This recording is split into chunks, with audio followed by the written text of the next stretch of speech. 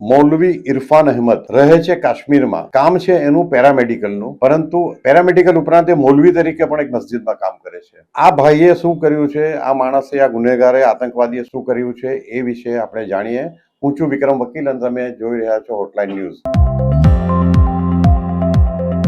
આપણે ઘણા વખતથી એવું લાગતું હતું કાશ્મીરમાં ફરીથી ધીમે ધીમે નોર્મલાઇઝ થઈ રહ્યું છે અને શાંતિ છે, પરંતુ જે દિલ્હીના બ્લાસ્ટ થયા ત્યાર પછી જે હકીકતો બહાર આવી રહી છે એ પુરવાર કરે છે કે કાશ્મીરમાં શાંતિ થઈ નથી અને નજીકના ભવિષ્યમાં કાશ્મીરીઓનું જે માનસિકતા છે એમાં સુધારો થવાનો નથી. દેશમાંથી ભલે હજારો ને લાખો પ્રવાસીઓ કાશ્મીર જઈને આનંદની મજા લે ને ત્યાંના લોકોને આમ મળે કે આ આવકનું સાધન છે, ત્યાંના સ્થાનિક લોકોને ફેર પડતો નથી. હું 2 વખત કાશ્મીર ગયો છું રિપોર્ટિંગ માટે અને બંને વખતે મેં જોયું છે, ખાસ કરીને વેલી પ્રદેશમાં એટલે કે શ્રીનગરની આસપાસના વિસ્તારોમાં લોકો એટલા બધા કટ્ટર છે અને ભારત વિરોધી છે કે આવા દિલ્હી જેવા આતંકવાદી હુમલા સફળ બનાવવા માટે ત્યાંના ડોક્ટરોએ AK-47 વસાવી હતી. એમના લોકરમાંથી AK-47 મળી છે, હેન્ડ ગ્રેનેડ મળ્યા છે.